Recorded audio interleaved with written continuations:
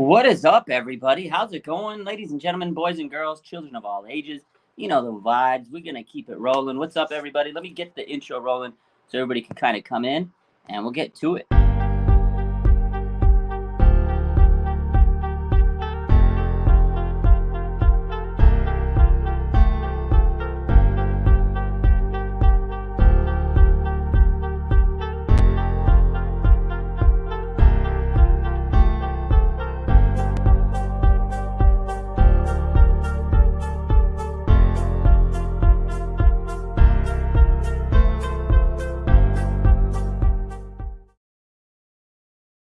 What is up, everybody? Nia, Debtopia, Eric. What's up, everybody? How's everybody feeling today?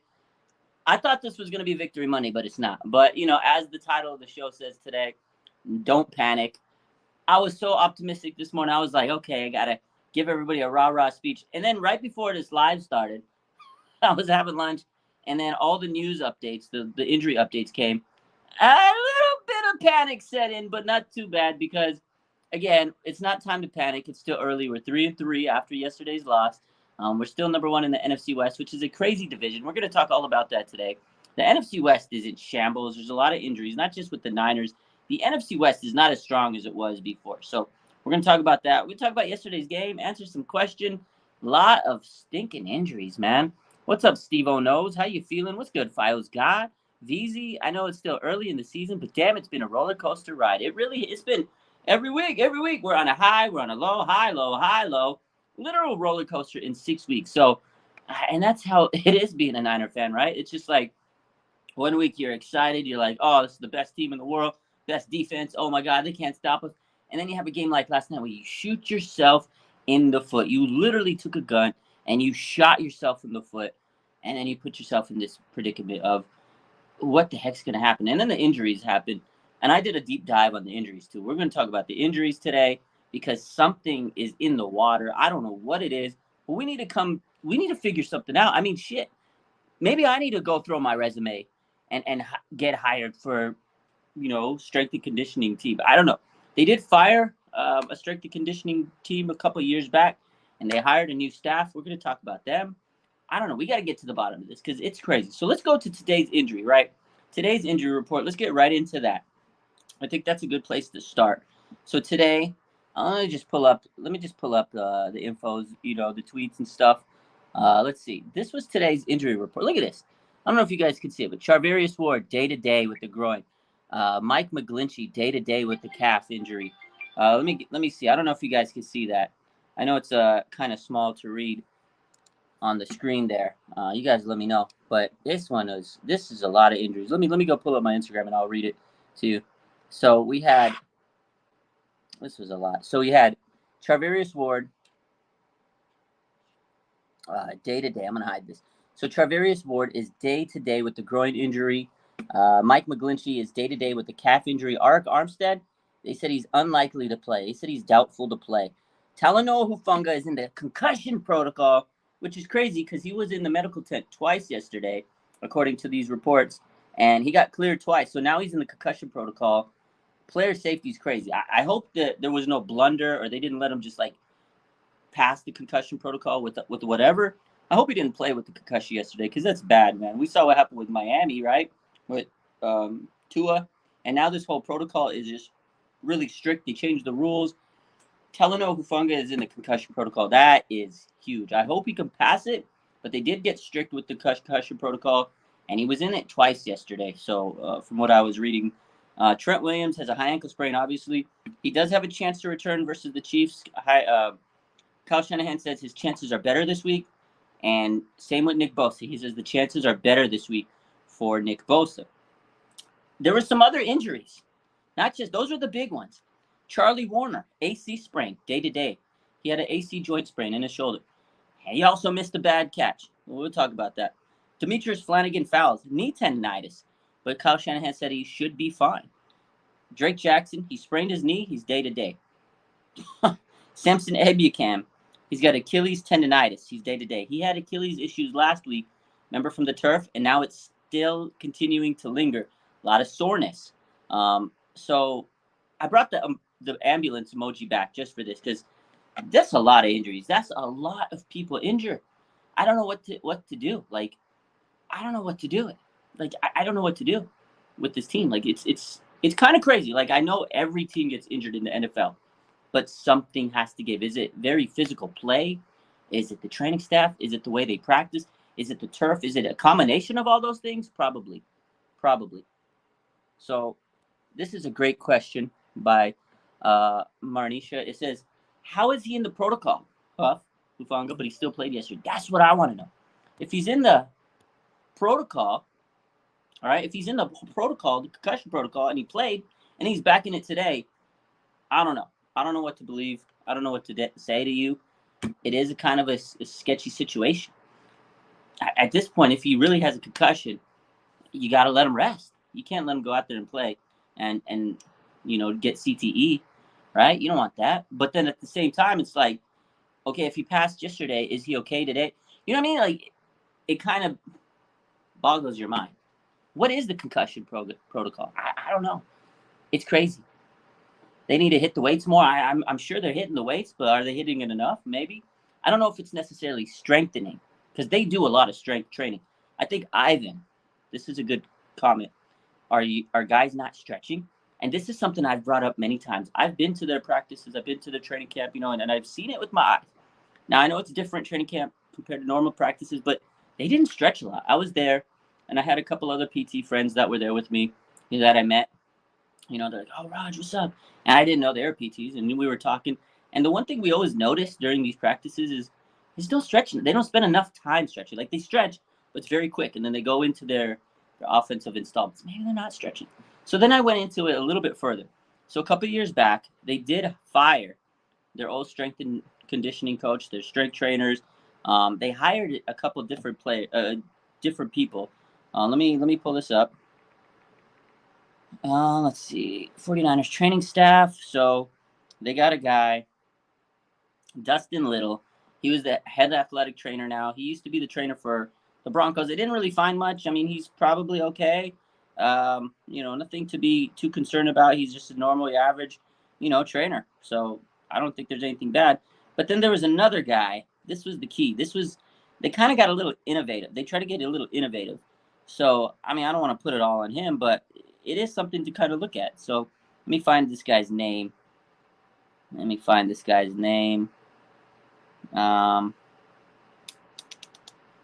Crap. Sorry. I know I found it. Oh, here it is. So this guy, so Dustin Little is the head athletic trainer. This is the guy, the player health and performance manager, Ben Peterson. So they got this guy, Ben Peterson. He's the head of player and health performance, okay? And he was he was a trainer or whatever, a health performance analyst in the NHL in hockey. Okay, he was a head nutrition sports exercise guy for the Philadelphia Flyers a couple years back before the Niners hired him. So I know you're thinking, where is he going with this? He was a trainer for hockey. Now, I'm not saying that injuries are different, but it's a different sport. It's a different mentality. You train them a little different. From my background, I'm not going to put a hockey guy in the same type of back to conditioning work as a football player. There is some differences, right? There is a little difference. So I don't know. It is a little weird that they hired a hockey guy to be a football trainer. You know what I mean? Like, that's one thing I looked into. It is kind of a stretch. I really did a deep dive because I want to know why the hell these players are getting hurt. Max Out King says, I heard Kyle practices are soft and he doesn't play starters in the preseason. He definitely doesn't play starters a lot, but I think his practices are tough from what I've seen. Obviously, I haven't seen a lot of other practices, so I can't really make that statement as 100%, but maybe I need to go watch other practices. His practices seem very, very, very physical. So it seems like, okay, if you're going all out on practice, and then here comes the regular game, you're probably tired by the time the regular game comes out. So I don't know. I feel that it's a combination of all those things. Physical play, hard practice. Maybe the training staff isn't the best. I don't know. Like, everybody wants to put it on the training staff. And I try to say, no, because I'm in, that field, in medical field. And I have done athletic training and stuff. So I kind of side with them. I know what they're going with. But at the same time, something has to give. I know there's bad luck. I know turf is a big issue. Like sometimes it's just bad luck. Like it's plain bad luck.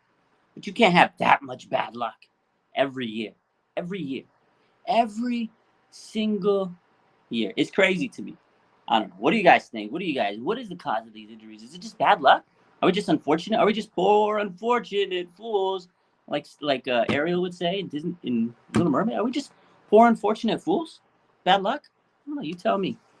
John says, I told Vlad to stop the damn jinx. We all jinxes. I'm a jinx. Vlad's a jinx. You know how it goes. What's up, Slasher Gamer? Damn it, Vlad.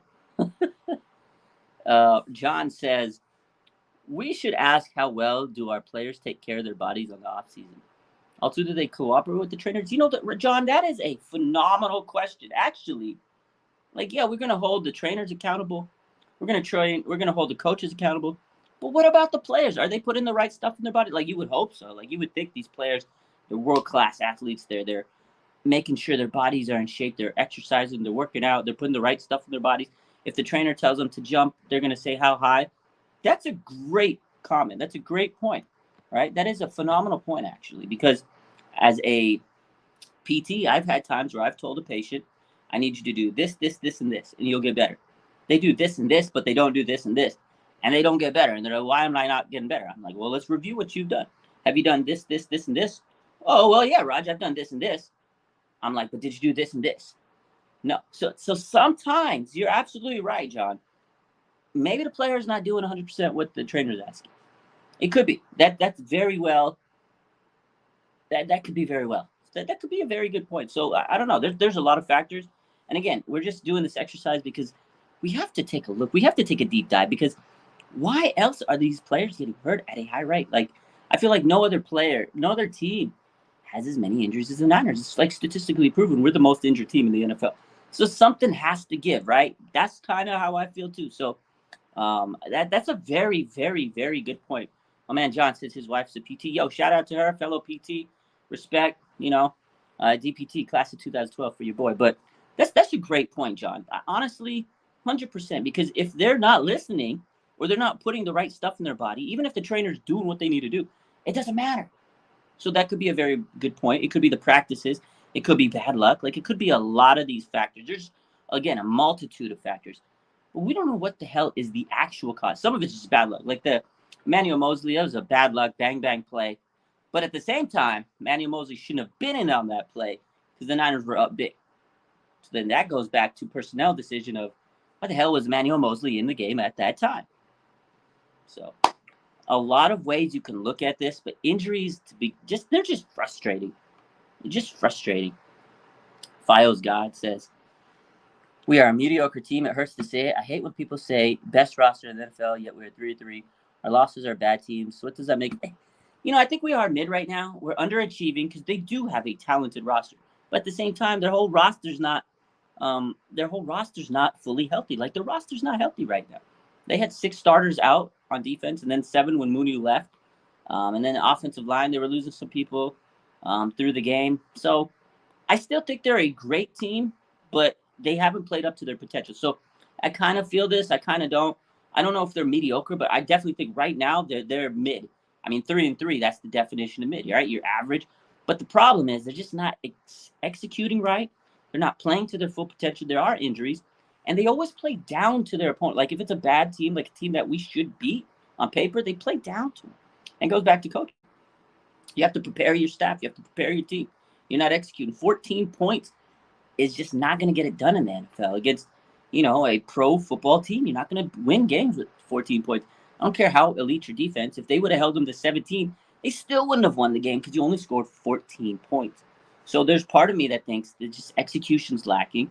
Sometimes they don't call the right plays. There's a lot of factors into that. But the thing about the NFC is it's wide open. And that's why I don't want to panic. That's why I said today the whole theme is don't panic because we are 3-3, but there's a lot of teams 3-3. Buccaneers, they shat the bed yesterday. The Packers, they look like they might not make the playoffs. The Packers, Aaron Rodgers has no receivers to throw to. They're in shambles. They lost to the Jets. Sauce Gardner, shout out. The NFC's wide. Yo, the Giants are 5-1. They brought in a new coach, changed the culture, 5-1. The Niners are 3-3. So on paper, okay, right now, you look at the Giants, You look at the Niners. If they were to play right now today, Monday Night Football, let's say the Giants and the Niners play. Do you think the Giants would beat the Niners? They're 5-1.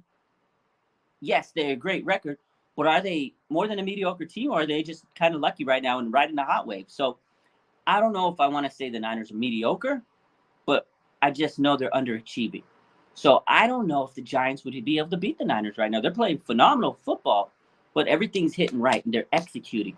And that's what it's all about. The 49ers are not executing well. The X's and O's are there, but they're not hitting them right.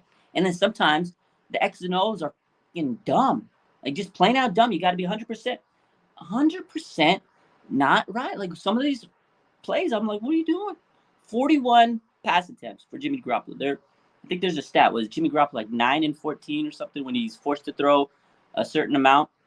I can't remember the exact stat, but they don't win games when Jimmy has to throw the ball a lot of times, and the Niners don't rush at least, 20 attempts, something like that. They ran the ball 16 times. They went away from what works. That's their game. Bread and butter is run the ball, be a smash mouth team, hit them in the mouth, hit them hard, be physical.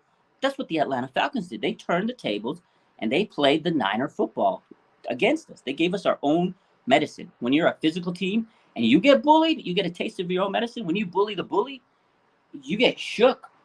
You get shook, man. VZ says, I feel like if we were 100% healthy, we'd be right there with the Eagles at 6-0. Maybe. But we got to execute, because even still, they don't execute sometimes. You just got to execute. You have to be able to execute and play a mistake-free football, because they make mistakes, fumbling the ball. They're turning the ball over. They're giving teams extra chances, and that offense is just stalling. It sputters. And last night, it was a lot of drop passes. Like, I saw some people commenting like Jimmy was terrible last night because he threw 2 picks. He's going to throw the ball 41 times. He's going to throw some picks because teams know his tendencies. You force a guy that doesn't throw the ball that much, eventually he's going to make some mistakes. But he threw some great passes. Charlie Warner, catch the ball. Ray McLeod, it's a catchable ball. Catch the ball. And then the pass to Brandon Ayuk, great play. And then Jake Brendel gets called for a hold. Although he got bulldozed, but he was holding. I did rewatch it. He was kind of holding on for dear life because he was getting trucked. That was a horrible play. That play, that penalty negated a beautiful play. And then the 8-minute drive, you go 8 minutes down the field, no clock management, and then you didn't score a point. So, like, those are issues, execution. So even if we were healthy, would we execute 100%? I don't know. That's the big question. But I still think this team is phenomenal. It's still a good team, and they're in good position. They're 3-3. There's a lot of teams that are 3-3. NFL is a wide open league right now. NFC is a wide open league, actually. And it's a week-to-week league. Any given Sunday. Like, nobody sat here last week thought that the Falcons were going to beat the Niners, right? Nobody thought that the Packers were going to lose to the Jets. Nobody thought the Ravens were going to lose to the Giants. Nobody thought that Patriots with Bailey Zappi was going to beat the Browns. So my whole point is it's week to week. We can't be too upset. We can't be panicking because it's still very early. And there's a long season. So Max Out King says, Kyle has to find some better plays. Like, his pass plays are only good if the run is working. Yeah, 100%. Everything's predicated off the run. And if you're not running the ball, it's not going to be an effective pass game. I agree.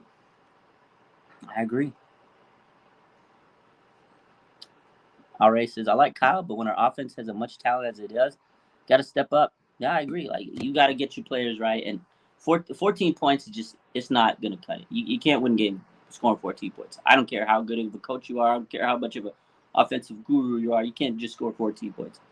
Bottom line. Erica says, Jimmy wasn't playing horribly except for the picks. The receivers couldn't hold on to the ball. Yeah, that's a true statement. One of the picks, okay, so the first pick, I look back at it, end of the second quarter, he's just trying to throw it to the sideline, put him in field position. It's kind of one of those, okay, we're going to give it. We're just going to take a chance. If he catches it, great. If he gets PI, great. If he gets picked, whatever, go to the halftime, you score 14. The only other option you would have scored a field goal, would have put you in field goal position, and you score 17. It doesn't change the fact. Even if they would have scored that field goal and Jimmy doesn't throw that pick, you scored 17 points. You still didn't score in the second half, so it didn't matter that he threw that pick. So I don't get the argument that he threw a bad pick in the first quarter or first half. It honestly wasn't that big of a difference because it didn't change the impact of the game. Because you didn't score the field goal. And even if you did, you didn't score anything in the second half. So it's still lack of adjustments, lack of execution. You still would have dropped those passes that you did. So to me, it didn't make a big difference. The second interception, yeah, it was tough, but they were trying to, make their way down the field. I don't give Jimmy any crap for throwing. He tried to throw dimes. And then eventually he's throwing the ball 41 times. He's going to throw a mistake eventually. It's just the law of probability and statistics. The more times you throw, the higher chance of it getting intercepted are. As this simple probability statistics. So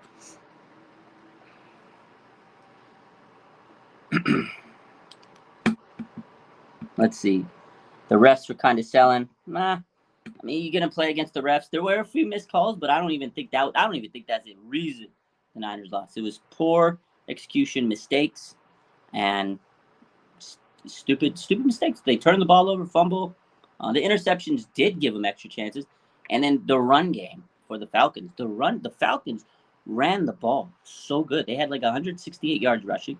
The Niners usually are dominant against the teams, right? But they played bully ball. They shoved the ball down the Niners' throat, and they did it effectively. It wasn't like big runs, 10 yards, 15. It was just like they kept pushing up front like 3 yards, 5 yards, 4 yards. It was just tiring, and they kept running the ball. I think they ran 40 times. That's what the Niners do. They flipped the script and they ran. They got the Niners defense so tired, man, so tired, and they took advantage of mismatches. When they did throw, the Niners were caught off guard and they were banged up. Not having Arik Armstead was huge, and not having Nick Bosa was so critical because he's good against the pass and the run. We got to have Nick Bosa back. I hope he's back. Huge. We need Nick Bosa back.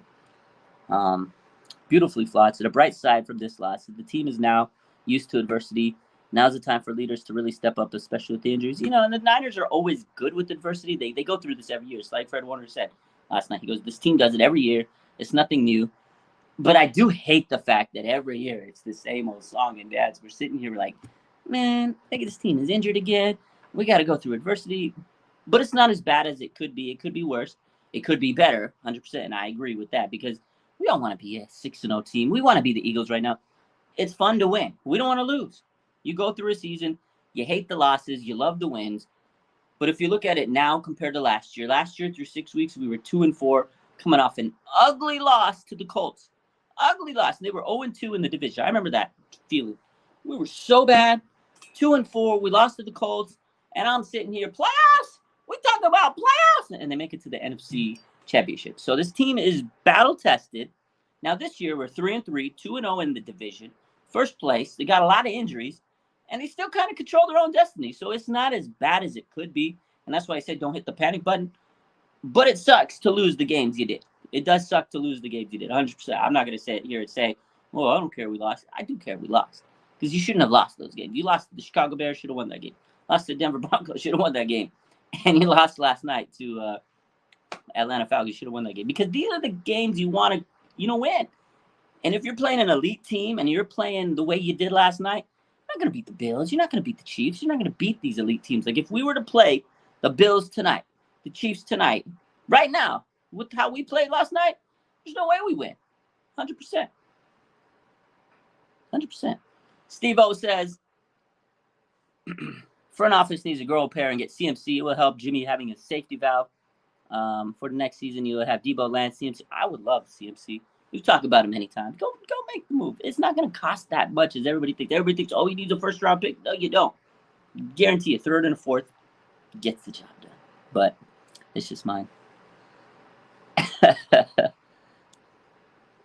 John V, this is a good point. We've talked about this many times that Kyle's without McDaniel, who he spent his entire career with. Yeah, so Kyle's entire coaching career, he's coached alongside Mike McDaniel. Now he doesn't have him. That was a big part of his offense, and he was the OC last year. It's a lot of stress on Kyle. Kyle's kind of getting himself – he overcomplicates things. He does overcomplicate things. He stresses himself out.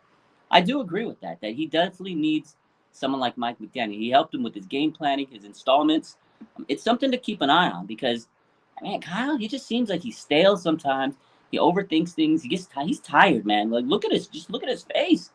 The man's like looking so old and tired, dragged down. He looks tired, man. Gray hairs. Bro, I remember those when I was in a job that I was like stressed out. Bro, this beard, it was like I look like Gandalf. Look like Gandalf, and that's what Kyle looks like. When you're stressed out to the max, bro, you look rough. Kyle Shanahan needs some help, man. He needs to just admit it, swallow the pride, and go get some help, man. Because I think Kyle does have great qualities. I think he does.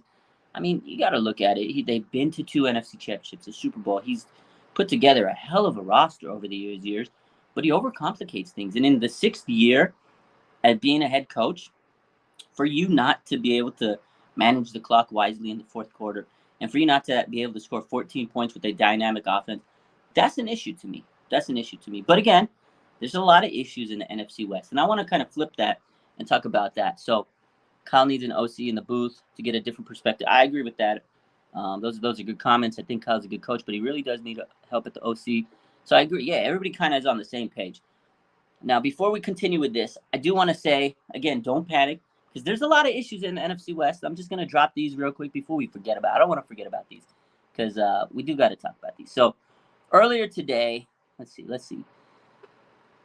Panthers. Okay, so the Panthers. So, okay, let's talk about the MC West real quick. We got a lot to talk about. I want to kind of get over to this. We're going to flip topics. I know I'm switching up a little bit. We'll get back to that stuff. So the Cardinals, Marquise Brown, he left Sundays with a foot injury. They thought it was going to be serious. He's in a walking boot. He told reporters x-rays were negative, undergo further testing. So it turns out that he's going to be out for 6 weeks. He has like a small fracture. So then what do? They go out and they trade for Robbie Anderson. The Cardinals, they did it for a 6th-round pick and a 7th-round pick. So the Cardinals, boom, right there. They wouldn't get Robbie Anderson. So the Cardinals are kind of in shambles right now. They do get DeAndre Hopkins back this week from suspension, but then they lose their starting left guard, Justin Pugh, man. So NFC West, let's see. NFC West is crazy. Let's see. There is some other news. I think the Rams also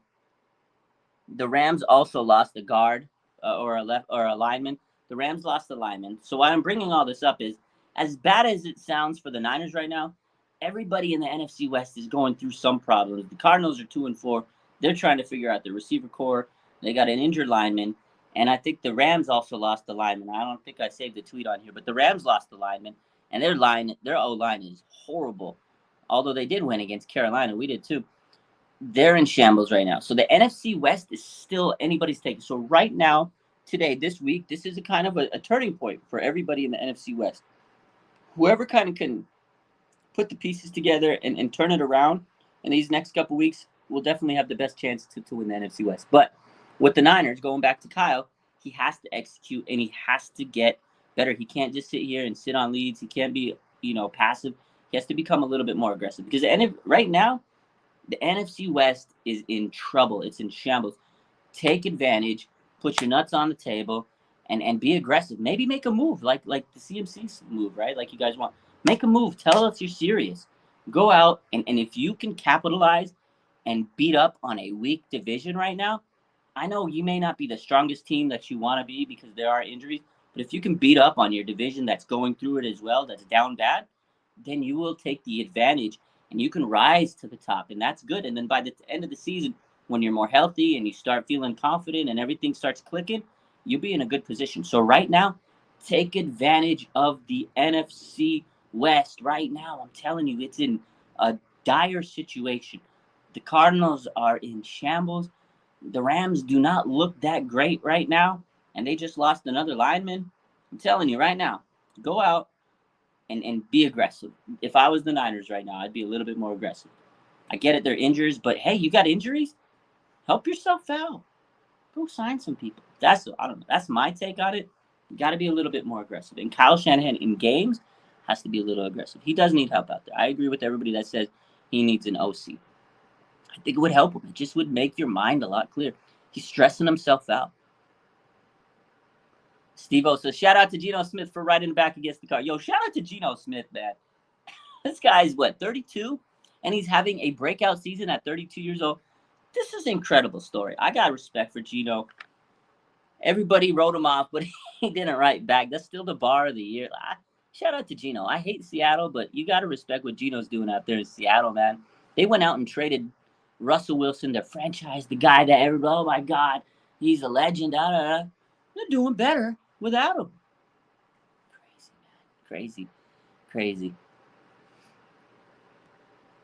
Yeah, 100%. The NFC West is up for grabs, and it's all going to come down to the who stays healthy. That's it, man. Health is wealth. Right now, though, Niners' health is in dire situation. It's on life support. They gotta get healthy, man. Mooney Ward, tough. That was a shit injury. That groin injury. I know he's right now day to day, but I don't know. Groin injuries, they're tricky. They're tricky. You don't want him to go out there and throw his groin out more or cause a hernia because you're rushing him back. So that's tricky, man. Trent Williams, high ankle sprain. I would hate for him to come back early. High ankle sprain could turn into something very bad, and that could turn into a knee issue, calf issue. You could even break the ankle. I don't want to be bad. I don't want to throw bad juju out there, but it's just reality. Nick Bosa groin injury. Hopefully he comes back. I mean, we need these guys. You don't want to lose to the Chiefs. You don't want to go lose 2 in a row. Chiefs is going to be a tough. It's going to be a dogfight. It's going to be a battle. Can we beat them? Yeah, I think we can. Will we beat them? That's to be determined. We have to be healthy. Then after that, we got a huge game against the Rams. And you can't just guarantee a win against the Rams because you're like, oh, we own. It's going to be a tough game. NFC battle, Monday night. Come on, man. That's a tough game. They're going to be upset that we whooped them, right? Files, this is kind of what I was thinking. So Fields guys says, watch the Rams. They're going to get CMC. Cam Akers is done with the Rams. Yeah, because Cam Akers is probably going to get traded. I heard those reports. I honestly wouldn't be surprised if the Rams make a move for CMC. They don't care about draft picks. They go all in. They spend money. They honestly are going to do whatever they can to upgrade their team. And right now they're sitting at 3-3. If they feel they need to make this move to be aggressive and leapfrog us, they'll do it. I think that the teams that are going to go after CMC are the Bills, the Chiefs, and the Rams. Those are the teams to me that say, hey, we need someone, we'll go get him. We need someone, we'll go get him, baby boy. If the Rams get him, I'll be irritated because we don't even have to give up that much, and you don't need to use him that much. He would help out this offense, though. But I kind of agree with that. I think the Rams are going to get him, or one of the teams that can get him. Put the clip of George Kittle saying the team needs to step up. You know what? I don't have the clip right now, but I did say it. And shout out to George Kittle, man. He did keep it 100. He said, look, this team needs to step up. You can't be sitting there and making mistakes and dropping passes, and it's hard to win when you're not converting and you're turning the ball over. Shout out George Kittle, man. He kept it 100, and he's right. You're not going to sit there and say, oh, yeah, we could do better. Everybody last night, everybody kept it 100. I really respect this team. They know they messed up. They know they made mistakes. Jimmy took accountability. He really didn't need to take too much accountability. Obviously, it's a team game. Everybody's at fault. Jimmy took accountability, said it starts with me. I know we got to go out there and clean up these mistakes. George Kittle, man, he says, look, this team messed up and they can't do, they need to be better. Fred Warner says he goes, the injuries are not an excuse because we've been through this every year. We got to play better. Respect. Brandon Ayuk was fucking infuriated. Brandon Ayuk was you could tell he was huffy. Brandon Ayuk was so bad. If you could read body language, he was flat out disgusted about that loss, as he should be. Finally got a breakout game this year, and they lose the game, bro. They go away from Brandon Ayuk was irritated. He did everything he could. Yeah, Jimmy was not smiling. Jimmy was not smiling. Not smiling this week. I respect these players, man. I miss it, man. Yeah, John V says, I now believe you guys when you say CMC in here. I wasn't for it, but you're missing that speed on those runs, on those outside runs. They don't have it. You're 100% right, yeah. You're absolutely right. Will they start calling Kyle out over? Nobody's ever going to call Kyle out, man. And I feel like, like if you criticize Kyle, I feel like people bash you for like you're not a true fan. You got to call a spade a spade. Like we call out players. Why can't you call out anybody else on this team? And it's not a slight to Kyle. He's done some great things, and I respect him. And I get it. He's better than Chip Kelly. He's better than Jim Tomsula. But is it hard to be better than those guys? You know what I mean? Like, what have you done for it? Like 6 years, you're still a sub 500 coach. And no disrespect, man. Just got to do better. Just got to be better. Execute. Help. Get your team right, man. Don't put players in the doghouse. I'm still irritated that Danny Gray, man, didn't play. Like, why was Willie Snead in there? Did you really need Willie Snead in there? I know he's a special teamer or whatever. Danny Gray could have at least caught one of those deep passes, don't you think? Danny Gray's being wasted. I know he's Trey Lance's deep threat receiver, But Jimmy was diming it. He was throwing deep. You're letting him throw deep. Danny Gray could have played, man. TDP, you drafted in the 3rd round. You're not playing him. Jordan Mason, he's this great undrafted gem. Doesn't even get a carry, man. Use the guys you have. Give them an opportunity. Help their mentality. I don't know. But again, I do respect a lot of what Kyle does. And I'm not sitting here saying he's trash bags, but he does need to take a look in the mirror. And people need to say, look, man, that clock management is not good. And those are the things. If this team wants to compete and you want to win games, you got to clean that up. You can't sit there and drive 8 minutes and not score. Again, if you do that against the Chiefs, you're not winning the game, man. You got to put pressure on Mahomes, make him turn the ball over, and capitalize on those turnovers. If you don't score on those turnovers, you ain't going to beat them. They can score in waves.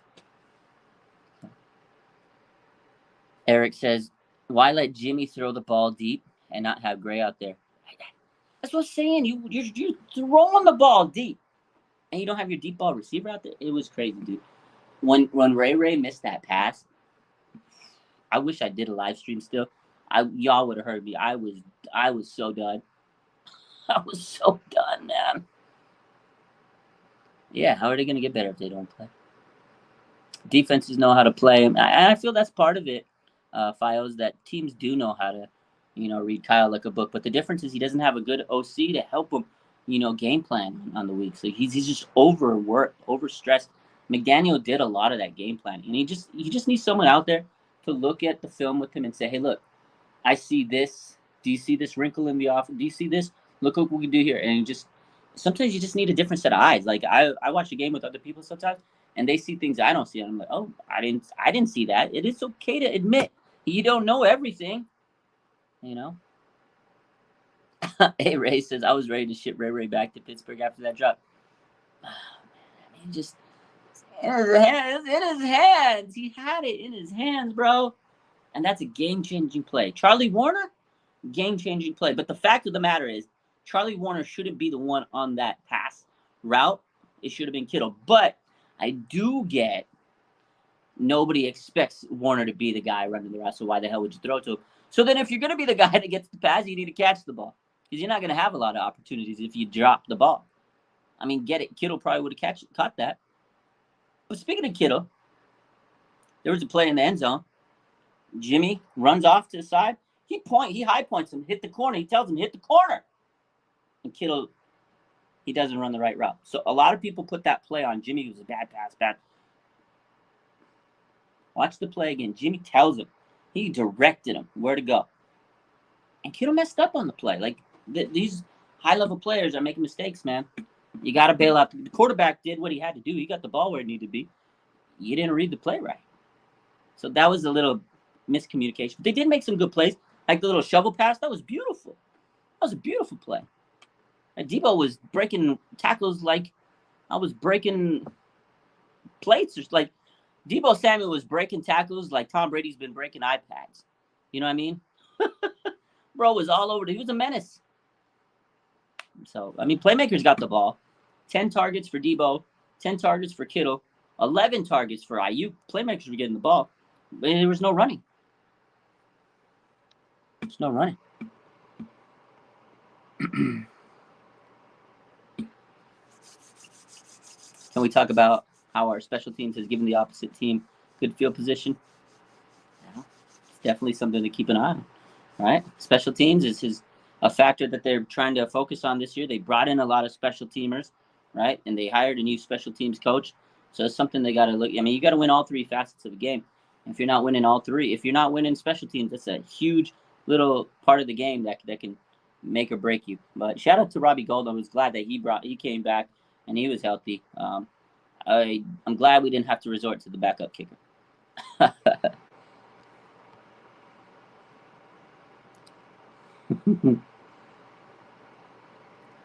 Look at this stat. Sacktown says, I think they said Shanahan is 0-24 when entering the fourth quarter down by 4 or more. That's a brutal stat. That's a brutal stat. It's a brutal stat. McDonald's Sprite. It's different. Oh my God. Shout out to McDonald's.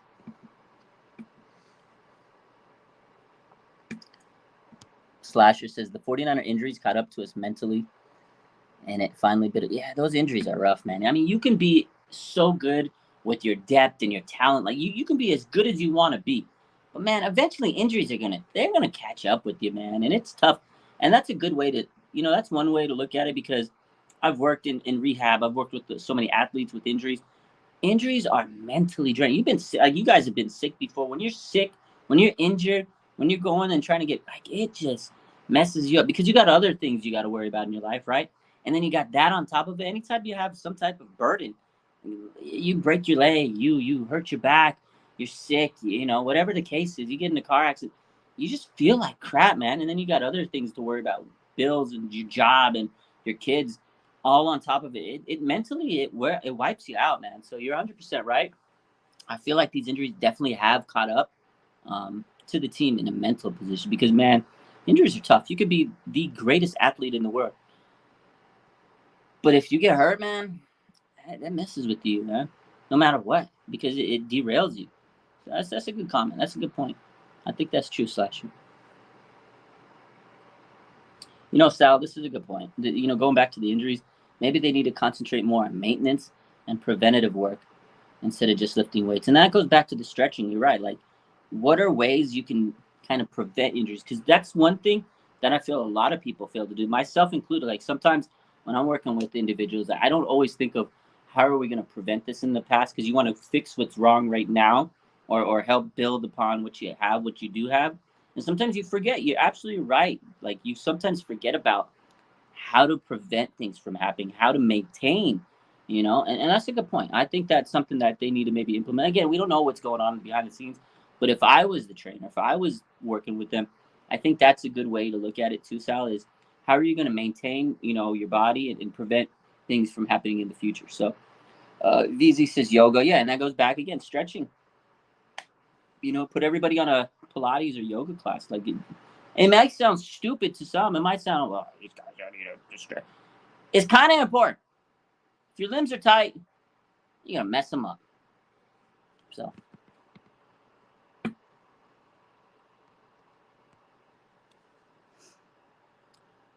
The last time our offense won a game 3 years ago was versus the Saints. Wow, it feels like forever ago. Offense just can't always get clicking 100%. I felt like last week was they were really going to get on board. Y'all saw them. You guys heard me last week. I really thought we were going to get on board and things were going to start clicking. And just missed opportunities, man. Again, it was missed opportunities. Left the lie hanging. Oh, man, these bots are back. How you get... God.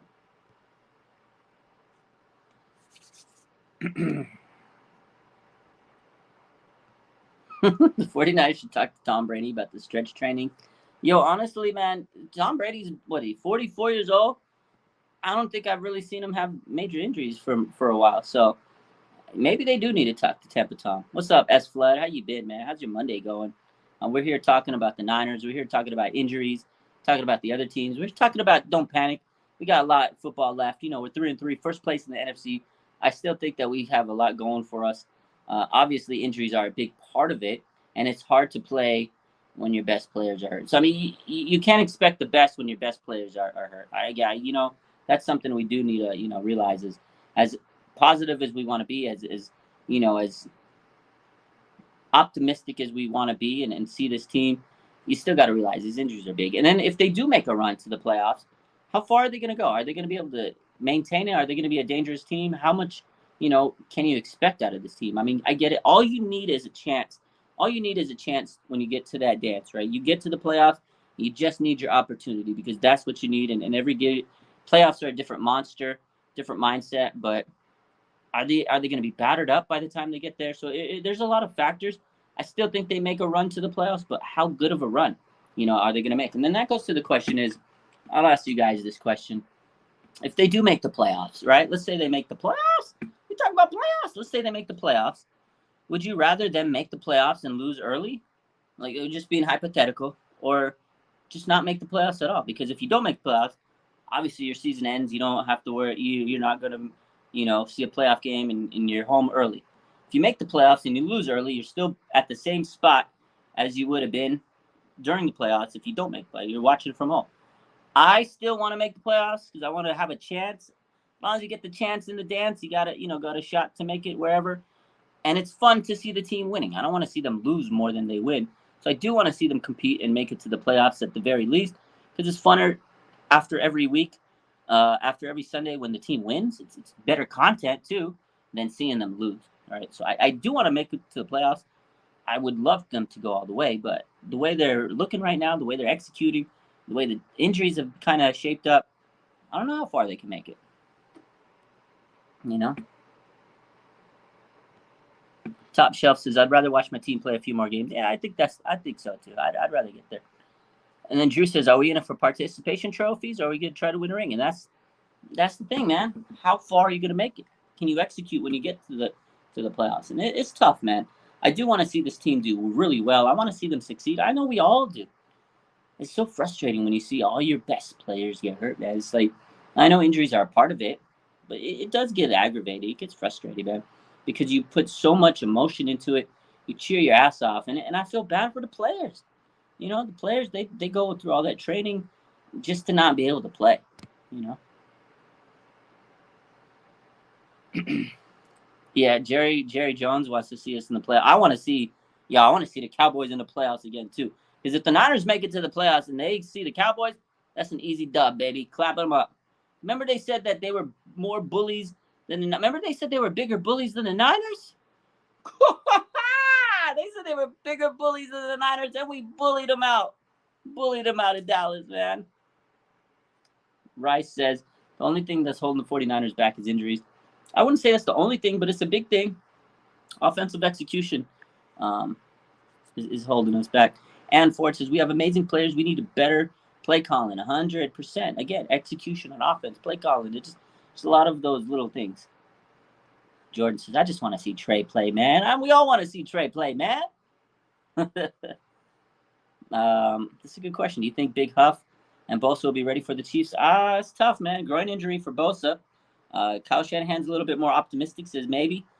Big Huff, concussion protocol. That's tough because the concussion protocol, they changed it up a little bit. And again, going back to the Huff injury, it is a little weird because he went through the concussion protocol yesterday, concussion testing, and he still played. And then now he's in the concussion protocol. So I don't know. I'm a little sketched out by it.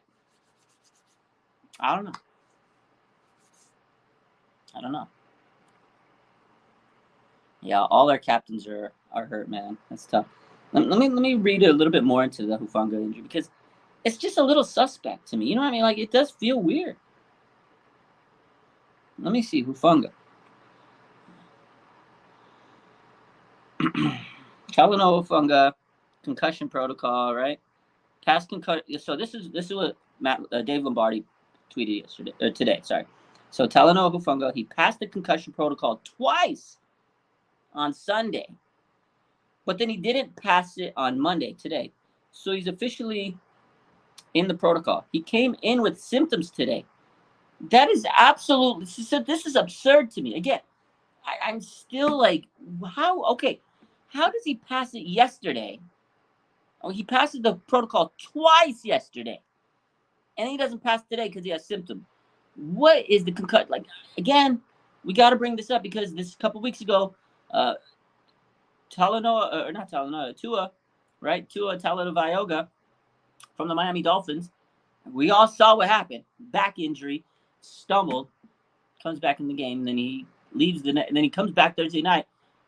And I was like, wow, he got hit, crashed, another concussion. How was he able to clear to play that Thursday night game? How was he cleared to play that Monday night game? So it's like, did Talanoa Hufanga play with the concussion last night? I don't know, man. And this Sacktown says, no wonder Huff was missing. Like, was he playing with the concussion last night? And if he was, there's negligence on somebody's part. And who is the issue? Is it the NFL protocol?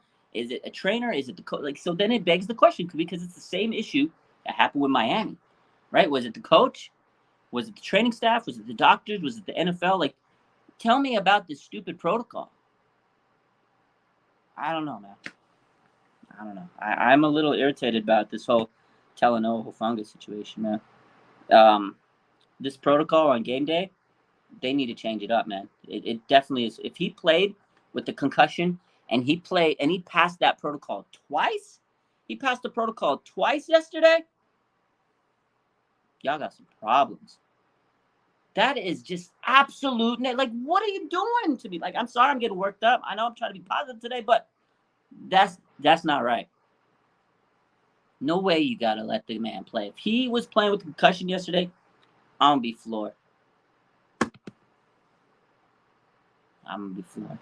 It's a great comment. I prefer to lose a game than risk losing the players the entire season. I hope the boys can get healthy. You know what? 100%, man. 100%. 100%. Let these boys get healthy. Don't let them risk their bodies and their careers because you want them to go out there and win a game. Like, it would suck to lose. I'm not gonna lie. It sucked to lose to Kansas City, but I'd rather have their health and well-being better off than not. You know, if we got to lose, but we get a chance to get these guys back and avoid a major catastrophe injury, I'm all for it. So it's tough, man. It's tough, man. That's just fresh. That's just sad, man, to hear. I feel bad for Hufanga, man. I hope he's okay. Man. I really do. Prayers up to Talanoa Hufanga. Honestly, if he really has a concussion today, I don't know. I'm sure he could pass by Sunday because you got a whole week to go, but it's risky. It's a little risky. It's a little risky, man. Fio says Chiefs can go up 14-0 with the blink of an eye. You see this blink? The Chiefs are up 14-0. That's fucking crazy. Jordan says the Rams are looking to trade Cam Akers. Nobody wants. Who wants Cam Akers? The guy's damaged goods. They should trade him. They ruined that man's career. He had an Achilles tear, right? After his rookie season, he had an Achilles tear. And they rushed him back last year. Smitty and I remember we sat here and we said that was so dumb for them to rush Cam Akers. And now he's not the same. Achilles injury is a tough injury for anybody. But a running back? That's brutal. That's a brutal injury. Brutal.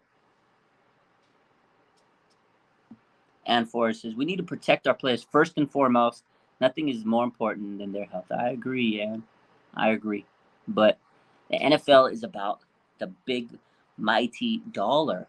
And they want their players to make money. They want their stadiums to sell tickets. They want butts in the seats, and they want to promote their big players. So, they want their guys out there. I don't know. Again, I think there's got to be something that you got to say about these injuries. This concussion thing is getting crazy this year. After the Tua situation, it's dicey. It's dicey. It's dicey.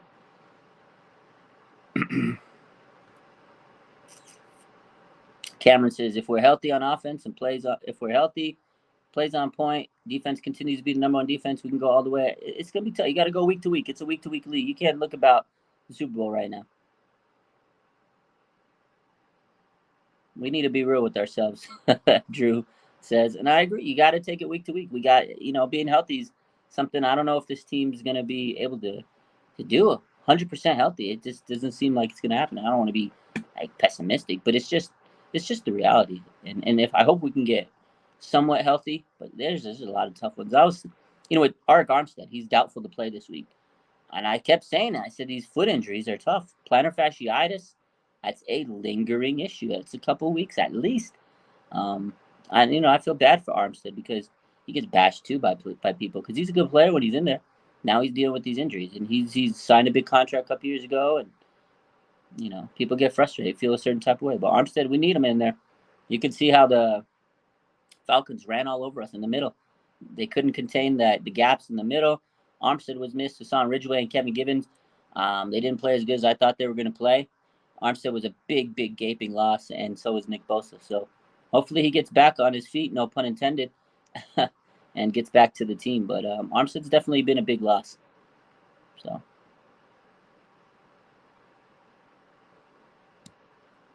Chewy says, you think there's a problem with the team doctors? It's not talked about it yet. We talked about it. If you missed the top of the show, I went on a crazy tangent about these injuries and who to blame and is it the training staff? There's definitely something to look into that, and I'm going to continue to do a deep dive and look at these trends and figure out what the heck is going on. Yeah, again, it could be a multitude of factors. There's so many different things you got to look at with injuries. Again, it could be the training, it could be the field conditions because they played back-to-back weeks in turf. It could be bad luck, it could be coaching, it could be practice. There's just so many issues of what causes an injury. So it's not just one thing. That's a good question, but you can't really pinpoint on exactly what it is. All right. The big problem with Kyle is he can beat the Chiefs and lose to the Falcons. He's inconsistent. I think that's the biggest thing. Is this inconsistency, and that's been the issue with the Niners since Kyle took over. And look at the record, right? Look at the record. They're 3-3 right now. That just tells you that they're inconsistent. They'll win 3, they'll lose 3. They'll win some games that they should win. They'll lose some games they shouldn't lose, and then they'll win some games that they shouldn't win. Basically, right? If you look at it that way, but it's just a frustrating thing. Again, it goes back to execution, like we talked about. But hey, you got to keep your head up. Again, with 3-3, first place in the division, there's still a lot of football. And honestly, until they don't, the Niners control their destiny right now. So that's a good thing to have. That's a good way to look at it. So my man, 49er Media, what's up? He says, hit that like button. Hit that like button. Hit the like button, man. Do me a favor. Hit the like button. What's good, everybody? Kyle is sub 500 for a reason, said the young Montana. I know it. It's a true statement. A very true statement. Sacktown says 2-0 in the division, undefeated at home. That's what we got to hang our hats on. There is some positive to look at, even though we lost this year. 2-0 in the division, undefeated at home. Yo, I want to get to a couple positive things because it wasn't all bad. Because again, this show is about don't hit the panic button. I want to kind of hit a few things before we finish up today. So shout out to Drake Jackson. Boy, balling out of control. He's got 3 sacks. Him and Aiden Hutchinson are tied with 3 sacks among all rookies, okay? Aiden Hutchinson has played 300 snaps, okay? Top 3 pick in the NFL draft. Drake Jackson, second-round pick. He's played 122 snaps, 3 sacks. Steal, baby. I love it. I love the guy. He's so good. He's been playing really well. He's improving. He's developing. Shout out Drake Jackson. Great guy, hard worker, great family. I've talked to him many times. Love the dude. Great vibes. Drake Jackson, 3 sacks, tied for the NFL league among rookies with 3 sacks, man, and way less snaps. Great player. Shout out Drake Jackson, man. He's playing. Give him more reps. I love him. Great play. He did great last night. Got to give him some respect. I like him. His development is doing great. Landed a great talent. Second-round pick. Steal. All right. He's been good. He's been good. He's only going to get better. Again, I told you guys during the offseason he was my favorite draft pick, and he's shown why. Guy is so good. Great speed, great bend. Reminds me a lot like Alvin Smith. He's so quick off the edge. He knows how to set that edge very well. Great player. I mean, he's definitely not Nick Bosa right now, but he's got potential. He's going to be a star. He's got a bright future. So shout out Drake Jackson. Not enough people talking about him enough. I want to give him his credit. Again, I've talked to his family. I remember I met his dad a few times at the games. Good family, raised them right. Good, solid guy. So happy about him. Samson Ebicam yesterday, great game. He got hurt, but he still wanted to play. He had the tendonitis and the Achilles. He left, came back, making big plays. He had 2 big tackles for loss. Ebicam was probably the best defensive player they had yesterday. Great effort. Respect to Samson. He's been good, man. Great signing last year. He's really figured it out for this team. I know he doesn't have traditional pass rush moves, but he works hard on that line, and he plays good. Samson Ebicam, shout out. And then who else? Charles Amenahu, sack yesterday. The guy's been getting a sack every week, it seems like. He's been really stepping up. I like what I've seen out of him. He was a great addition to this team. Really hard worker. Good little addition they brought. Working hard. Those guys were hard workers. So I know we didn't play great. I know we didn't play the best we could have, but they definitely tried their asses, and I got to give a lot of credit. Samson Ebicam. Aaron Banks, shout out Aaron Banks, man. He left towards the end of the game, but he had a clean sheet, didn't allow a sack. This guy's been the best offensive lineman this team has had, man. Shout out Aaron Banks. Y'all already know me and his dad. He has the worst back and breed last year. You know the story. Y'all know the story. But shout out Aaron Banks. He's really stepping up. He's really transformed himself, and he's taken a big step this year, man.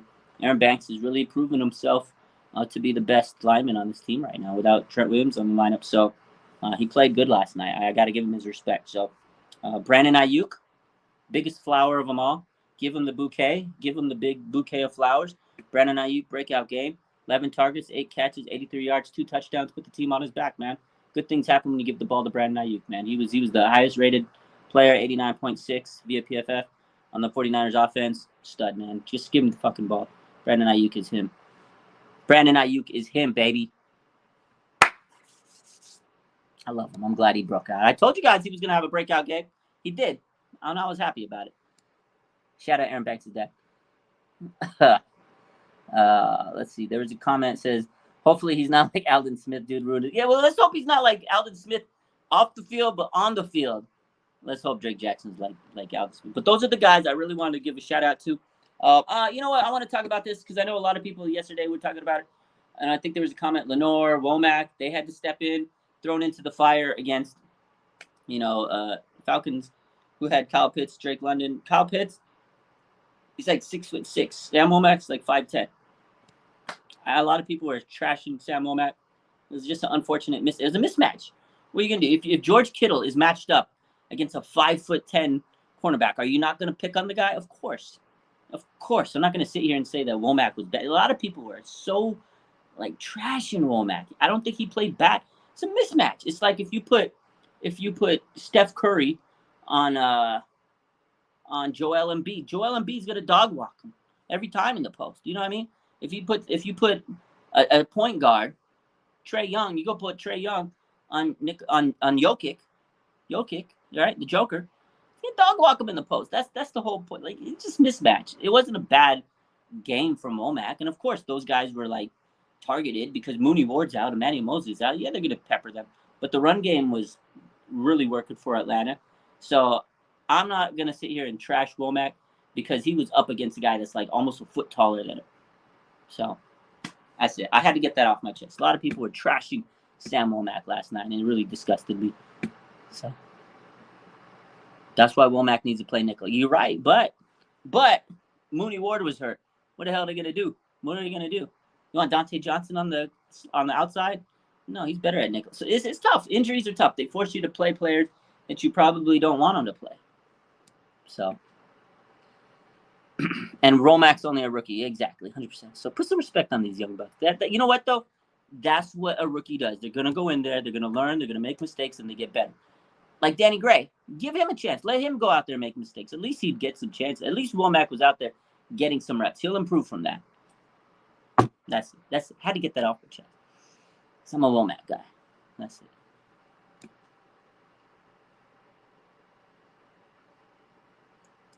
He will learn, 100%. He will learn. You're right, Drew. He'll learn. But boy, come on. Kyle Pitts is larger than my life. Sam Womack's like my height. It's like me going up against Kyle Pitts. Y'all would see me get cooked up by Kyle Pitts. Can you imagine me playing cornerback? Oh, I had my tryout for the 49ers, right? I had my tryout with John Lynch for a cornerback position. You might see a signing by tomorrow. Let's check out the waiver wire. Your boy might get signed to the practice squad. We'll see. Anyways, what's up, Ramelia? My man. Shout out. Why you guys hating on the Rams? He's just another content creator. We all like to go check each other's shows out. He watches my show. I watch his show. It is what it is. Was Ambry active? He was active. I should join the medic team. What's up, man? But anyways, yeah, that's it for today. Hope you guys enjoyed yourself. Have a good week, says VZ. You have a good week, too. I hope you guys got some entertainment today. I appreciate you. I love you. Have a good one. Take care. Bang, bang. Nana gang. Let's have a good rest of the week. It's going to be a long week. But respect to y'all. I love you. Have a good one. Appreciate y'all.